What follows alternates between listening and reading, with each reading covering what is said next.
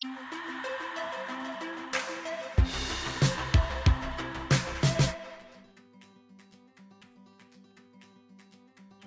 polígono regular es una figura plana que tiene todos sus lados de igual medida.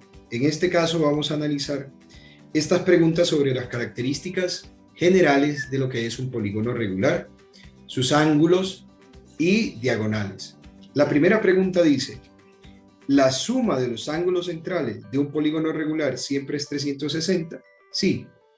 ¿Por qué razón? La medida del ángulo central es igual a 360 entre n. Si despejamos n, entonces sería n por la medida y nos dice que siempre es igual a 360. Por lo tanto, la primera pregunta sería verdadera. La segunda dice: la suma de los ángulos externos de un polígono de 20 lados es 3240. En este caso, la medida de un ángulo externo también es igual a 360 entre n.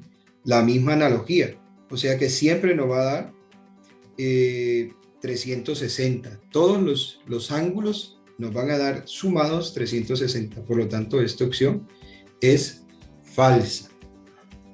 El inciso C, o pregunta C, dice: en un polígono regular, la suma de los ángulos internos siempre es 180 grados. Es también falsa. ¿Por qué razón? Lo que sucede con los ángulos internos es que esta medida de la suma cambia en función de la cantidad de lados. Por ejemplo, la medida de un ángulo interno es igual a 180 menos la medida del ángulo externo, que sería 360 entre n. Esta medida del ángulo interno cambia de acuerdo a la cantidad de lados. Si nosotros hacemos la sumatoria de la medida de los ángulos internos, pues la fórmula queda 180 multiplicado por n menos 2. O que es lo mismo sumar cada uno de ellos, ¿verdad? Cuando hacemos el trabajo algebraico, pues la fórmula se transforma, pero es exactamente lo mismo. En este caso, la suma de los polígonos regulares cada vez es diferente. En un triángulo nosotros sabemos que la sumatoria da 180, pues aquí tendríamos 3 menos 2, 1, 1 por 180, 180. En un cuadrado que tiene 4 lados, 4 menos 2 da 2, 2 por 180, y ahí sucesivamente, así con el pentágono, el hexágono, hasta cualquier polígono de n lados. Por lo tanto, en este caso, la opción C también es falsa. En el inciso D dice: ¿el ángulo interno y central suman 180? Sí, lo podemos denotar. La medida del ángulo interno es igual a 180 menos 360 entre n. Recordando que este 360 entre n es el ángulo externo.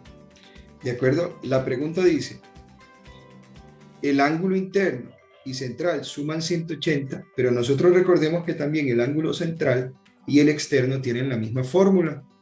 Si la medida del ángulo central es igual a 360 entre n, y en el inciso dice que se deben de sumar, si nosotros sumamos estas dos expresiones, sería 180 menos 360 entre n más 360 entre n. Vemos que este término se simplifica con ese término y nos da 180. Por lo tanto, el inciso D es verdadero.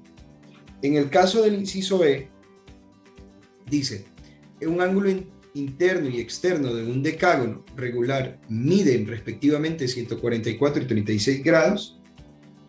Lo que nosotros podemos denotar en el inciso E es que debemos de hacer el cálculo, por ejemplo, de la medida del ángulo externo, 360 entre n, que sería 10, porque es un decágono, esto da 36, y a 180 le restamos 36 y nos da 144.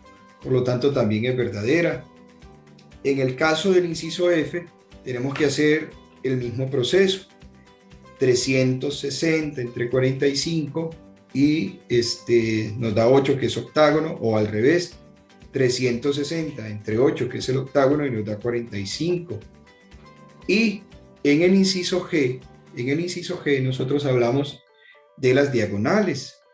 La fórmula de las diagonales, vamos a escribirla. Si es diagonales totales, significa que son las diagonales que se trazan desde todos los vértices, es igual al número de lados por el número de lados menos 3, recordando que este número de lados menos 3 es las diagonales desde un vértice, y todo esto dividido entre 2. Cuando nosotros aplicamos la fórmula en un dodecágono, tenemos acá 12 por 12 menos 3, que es 9, 12 entre 2 da 6, 6 por 9, 54. Entonces también cumple, por lo tanto es verdadero.